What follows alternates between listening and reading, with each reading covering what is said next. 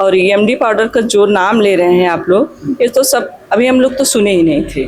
Main motive तो ये था कि यहाँ की प्रशासन जो पट्टी और प्रतापगढ़ की थी, हम लोग को बहुत परेशान की। गलत धाराएं जो लगी हैं वो तो ठीक है, लेकिन ईएमडी की जो धाराएं लगी हैं इसको तो उनके ऊपर से हटाना है। ये कहा जाता है, ये चर्चाएं भी चलती हैं, बीते कुछ समय से ये चर्चाएं चल रही हैं कि सुशील सिंह ज़्यादातर युवाओं को गलत रास्ते पर लेके जा रहे हैं। ये भी बात आई कि लगभग 2 करोड़ की गाड़ियां सुशील सिंह के पास थी और उस पर भी कार्रवाई महाराष्ट्र पुलिस कर रही है। जैसे किसी आदमी को कपड़े पहनने का शौक है और किसी को शूज पहनने का शौक है, वैसे मेरे पति को गाड़ियों का शौक था। वो ऐसा बना दिया गया है जैसे बहुत बड़े माफिया डॉन हैं। अरे इतने बड़े माफिया डॉन होते तो अंबानी से ज्यादा वो बड़े नहीं हो जाते। नमस्कार, मेरा नाम है उत्कर्ष और आप देखना शुरू कर चुके हैं सुलभ भारत।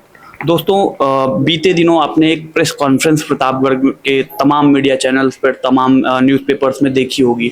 वो प्रेस कॉन्फ्रेंस ब्लॉक प्रमुख, बाबा बेलखरनाथ धाम के ब्लॉक प्रमुख सुशील सिंह के परिवार के द्वारा किया गया था, जिसमें मुख्य रूप से उनकी बेटियां और उनकी पत्नी मौजूद थी। ब्लॉक प्रमुख सुशील सिंह वही ब्लॉक प्रमुख हैं जो इस समय पूरे प्रदेश में चर्चा का विषय बने हुए हैं, जिनको माफिया भी कहा जा रहा है, जिनको ड्रग माफिया कहा जा रहा है, जिनको तमाम तरीके के आरोप जिनके ऊपर लगाए जा रहे हैं। हालांकि ये जांच का विषय है, ये प्रशासनिक मामला है, इस पर जांच चल रही है और इस पर निर्णय न्यायालय लेगा। लेकिन जनता की तरफ से भी या परिवार की तरफ से भी जो बातें आ रही हैं उसकी हकीकत जानने हम आज इनके परिवार के साथ मौजूद हैं। उनकी पत्नी, सुशील सिंह की पत्नी और उनकी बेटी उदिता हमारे साथ मौजूद है। इनसे हम बात करेंगे कि उस प्रेस कॉन्फ्रेंस करने का कारण क्या था, और ये भी मुख्य रूप से हम प्रश्न रखेंगे कि 21 जुलाई को जब ये घटना होती है तब से लेकर 20 अगस्त तक ये परिवार सामने क्यों नहीं आया, ना मीडिया पे आया, ना सोशल मीडिया पे आया। ऐसी बातें, ये सारे प्रश्न भी हम उनसे करेंगे। तो उदिता, 20 अगस्त को आपके पिता को रिमांड पे लिया जाता है। 21 जुलाई को गोलीकांड होता है पट्टी में, पट्टी रजिस्ट्री ऑफिस में। ये लगभग 1 महीने का दरमियान, 1 महीने का फासला ये रहा, 1 महीने के दिन रहे। इस बीच आपके द्वारा या आपकी माताजी के द्वारा या आपके परिवार के द्वारा कोई प्रेस रिलीज नहीं की गई, कोई सोशल मीडिया पे चीजें नहीं आई या मीडिया पे चीजें नहीं आई। अचानक आप लोग सामने क्यों आए? क्योंकि जब 21 जुलाई 2025 को ये कांड हुआ था, गोलीकांड, तो हमें लगा कि प्रशासन अपनी तरफ से एक मतलब जस्टिस एक करेगी। लेकिन फिर बाद में जब रिमांड पे लिया गया कि ऑडी गाड़ी, जिस गाड़ी से हमारे पापा आए थे, उस गाड़ी को मतलब बरामद करने के लिए जब लिया गया था रिमांड पे, तो हमें लगा कि सिर्फ ऑडी गाड़ी तक ही मतलब ये बात रहेगी। लेकिन फिर अचानक से मीडिया में और सारे प्रिंट मीडिया में सभी जगह ये चीज़ वायरल होता है कि एक मादक पदार्थ मिलता है उनके मैरिज हॉल के जस्ट बाहर से ही 3 या 6 इंच का पुलिस गड्ढा करती है और वहाँ से ये पदार्थ निकालती है। तो ये चीज़ हमें भी वो लगा कि इस चीज़ की सबूत जो बाकी आम जनता को नहीं है, उस चीज़ की मतलब खबर हो सके, इसलिए हम लोग आज मीडिया के सामने आए। क्योंकि सभी जगह ये ऐसा है कि वो एक बहुत बड़े ड्रग्स स्मगलर या फिर माफिया डॉन थे। तो इस चीज़ की हमें भी वो थी कि मतलब ये चीज़ बहुत गलत तरीके से फैलाया जा रहा था सभी जगह। तो इसलिए हम लोग मीडिया में आए सामने, ताकि हम भी अपनी आवाज़ रख सके कि हमारे पापा को, एक निर्दोष व्यक्ति को ऐसे षड्यंत्र में फंसाया जा रहा है। 21 जुलाई को ये घटना होती है, गोलीकांड होता है, उस वक्त आप लोग यहीं पे थे? हाँ जी। जब सुबह आपके पिता यहाँ से निकलते हैं तो उस वक्त कोई बात या कुछ ऐसी चीजें आपको बताई गई? ऐसे कुछ भी नहीं हुए।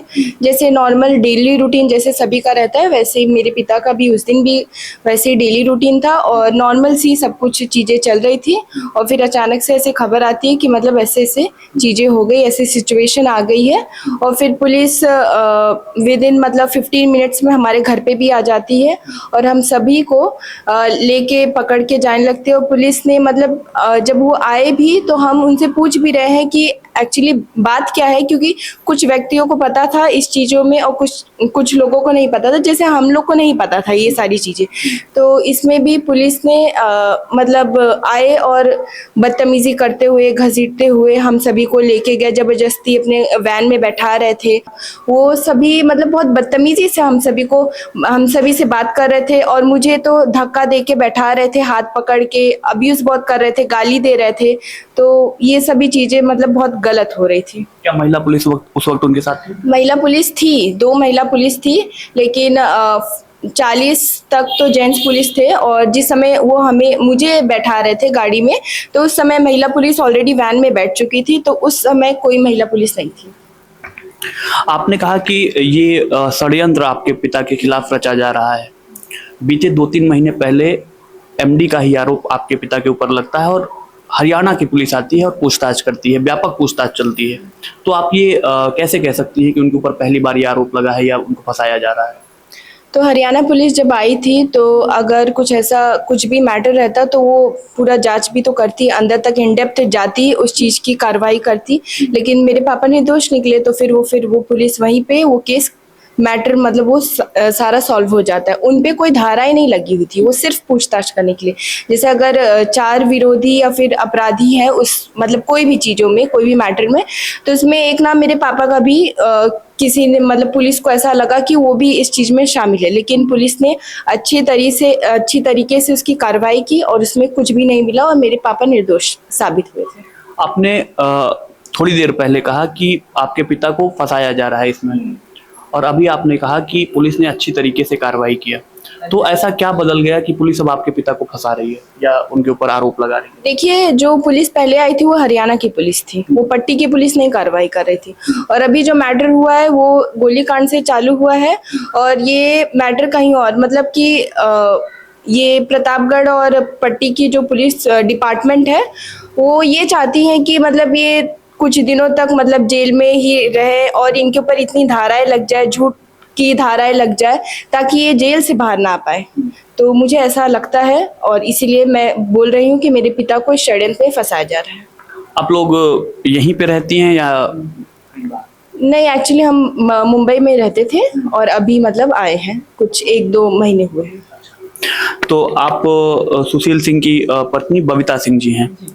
बबीता सिंह जी, जिस तरीके से आपके पति के ऊपर या ब्लॉक प्रमुख सुशील सिंह जी के ऊपर आरोप लगाए गए हैं, आप इसके बारे में सबसे पहले क्या कहना चाहेंगे? सब सारे आरोप सर गलत हैं, सब झूठे केस में उनको फंसाया जा रहा है। और ईएमडी पाउडर का जो नाम ले रहे हैं आप लोग, ये तो सब अभी हम लोग तो सुने ही नहीं थे, तो इसके बारे में क्या बताएं?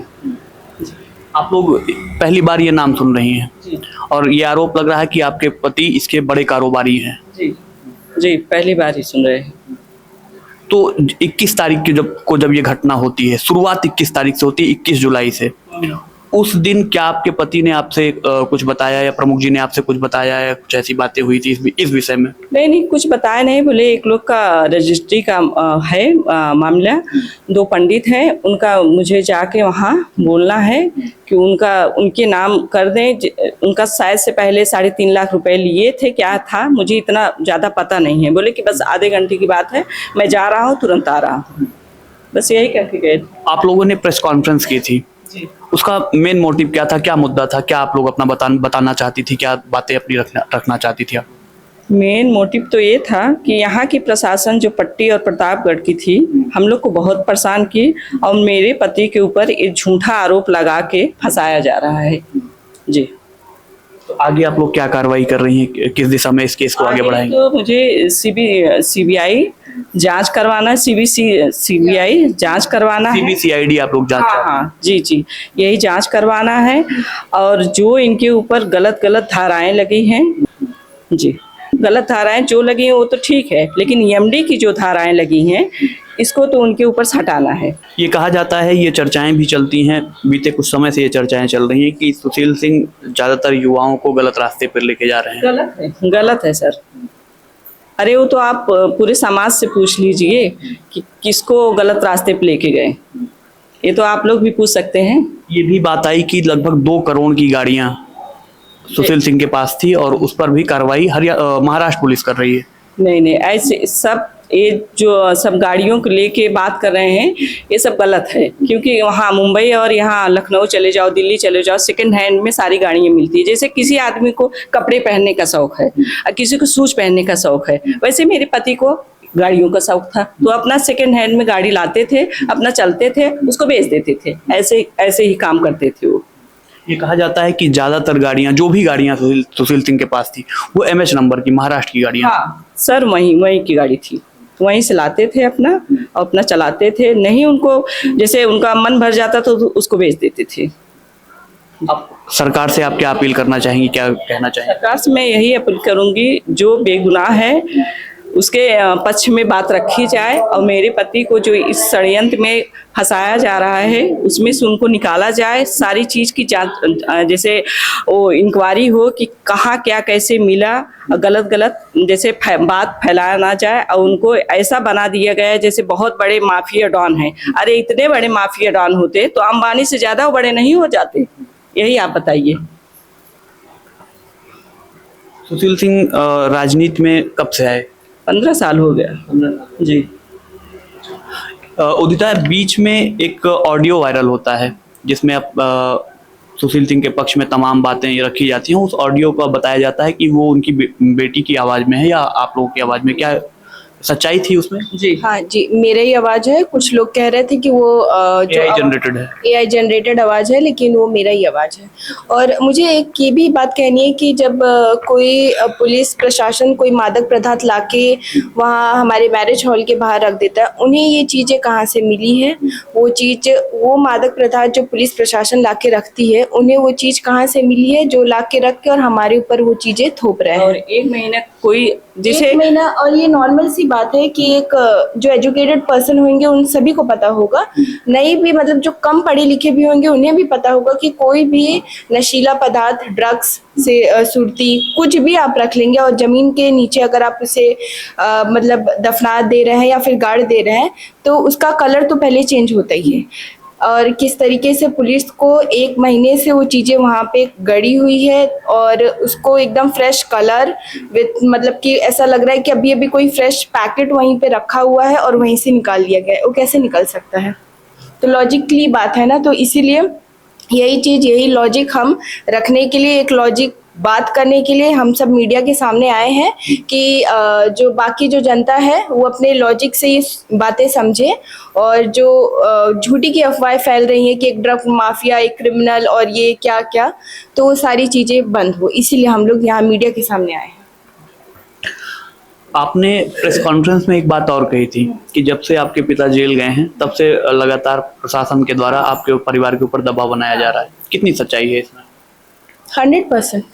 कैसे दबाव बनाया जा रहा है? जैसे कि जिस दिन ये सिचुएशन ये हुआ 21 जुलाई 2025 को, तो पहले तो मैंने अभी स्टार्टिंग में ही बोल दिया था इंटरव्यू के कि कैसे किस प्रकार से पुलिस हमें घसीटते हुए और वो सब लेके गई। उसके बाद हम एक बार वहाँ जाके पहुँच भी जा रहे हैं पुलिस स्टेशन। उसके बाद वापस दोबारा पुलिस आती है हमारे घर पे और फिर जो बचे हुए लोग हैं, जैसे कि 3-4 लोग हमारे घर पे तो भी थे, तो पुलिस आके फिर हर कमरे की मतलब तलाशी कर रही है और फिर चीजों को, सामान को तोड़ फोड़ रही है। तो ये मतलब किस प्रकार का? एक बार ये चीजें नहीं हुई, 1 से 4-6 बार हुई। हाँ, कभी 12 बजे डोर को नॉक कर रही है कि खोलो, हमें देखना है, अंदर आना है। अच्छा, उनकी पत्नी कहाँ है, उनकी बेटियां कहाँ हैं? अगर हम एक बार ऑलरेडी पुलिस स्टेशन में जाके आ चुके हैं, 24 घंटे बैठ के आ चुके हैं, तो वापस पुलिस क्यों आ रही है, क्यों ये चीज़ें वो कर रही है? तो ये सारी चीज़ें बहुत ही टॉर्चर है।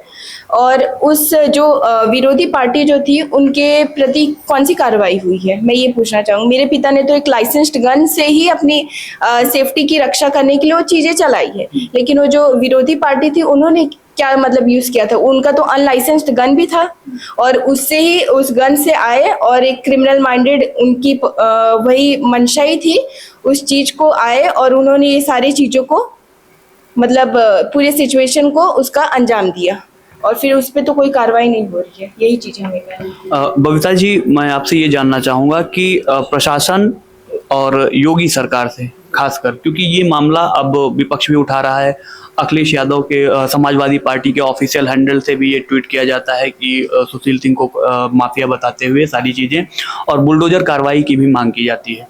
तो इस पर आप लोगों की क्या प्रतिक्रिया है?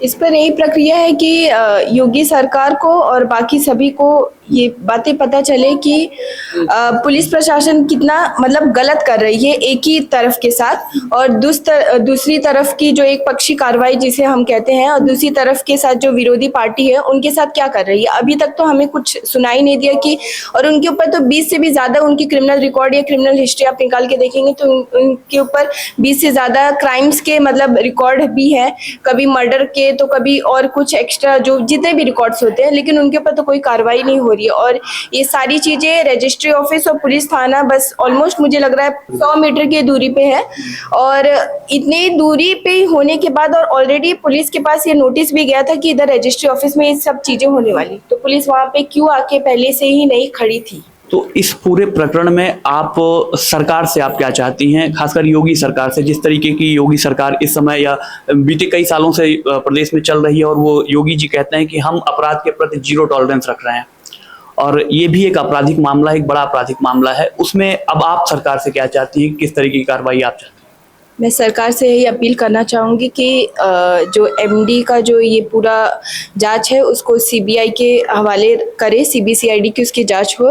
और क्योंकि ऐसे कोई भी केस मेरे पापा पे आज दिन तक कोई धाराएं नहीं लगी हुई है, एमडी जैसी धाराएं कोई भी नहीं लगी। ये चीज़ सिर्फ मैं ही या फिर हमारे परिवार के लोग नहीं कर रहे, बल्कि हमारा पूरा समाज ही कह रहा है ये चीज़। और इसी चीज़ की हम अपील करना चाहेंगे कि निष्पक्ष कार्रवाई हो, और ताकि इस षड्यंत्र से आपकी बेटी ने जैसा कि कहा कि वो निष्पक्ष कार्रवाई की मांग करती हैं, आपका वर्जन क्या है, आप अपना पक्ष किस तरीके से सरकार के सामने रखना चाहेंगे? जी यही, मुझे भी सरकार से यही बोलना है कि मेरे पति निर्दोष हैं, उनकी पूरी ये जांच होनी चाहिए सीबीसीआईडी की, और वो बेगुनाह साबित हों। जो उनके ऊपर इतना बड़ा कलंक लगाया गया है वो उनके माथे से कलंक मिटना चाहिए। मैं यही सरकार से बोलूँगी, क्योंकि मेरी भी 3 बेटियां हैं, नहीं तो यही कलंक अगर लगा रहेगा तो समाज में हमारी बेटियां कहाँ जाएंगी। हम लोग क्षत्रिय परिवार से हैं, तो इस पर बहुत गलत असर पहुँचेगा। अब मेरा पूरा समाज यही बोल रहा है कि मेरे पति ऐसे नहीं है, निर्दोष हैं, इसमें सब फंसा रहे हैं। अब कौन फंसा रहा है, प्रशासन फंसा रहे हैं कि उनके ऊपर कोई है, कौन फंसा रहा है मुझे नहीं पता है। बस मुझे योगी जी पे भरोसा है कि वो हमारी मदद करेंगे, इस चीज की पूरा एकदम जांच करवाएंगे। जो मेरे पति निर्दोष हैं वो भी वो वही करवाएंगे। मैं यही उनके समक्ष बात रखना चाहती हूँ। मेरी यही सबसे प्रार्थना है, गुजारिश है कि आप लोग मेरे पति के साथ रहिए और इसमें मेरे साथ रहिए।